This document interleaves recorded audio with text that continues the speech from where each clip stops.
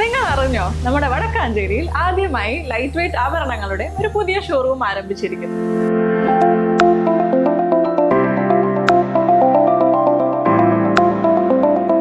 ജനത jewellery ഗ്രൂപ്പിന്റെ പുതിയ സംരംഭം ആനീസ് ഗോൾഡൻ ഡയമണ്ട്സ്. അപ്പൊ ലൊക്കേഷൻ വരുന്നത് city tower building opposite Vadakkanchery bus stand.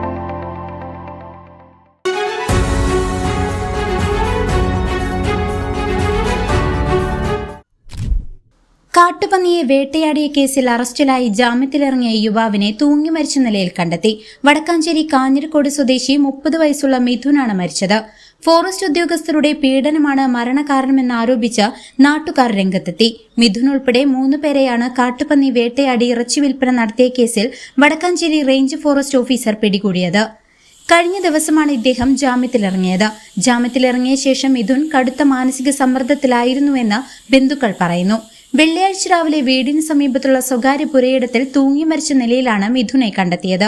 Forest ഉദ്യോഗസ്ഥരുടെ പീഡനമാണ് യുവാവിന്റെ മരണത്തിന് കാരണമെന്ന് നാട്ടുകാർ ആരോപിക്കുന്നു. വടക്കാഞ്ചേരി പോലീസ് സ്ഥലത്തെത്തി മേൽ നടപടികൾ സ്വീകരിച്ചു.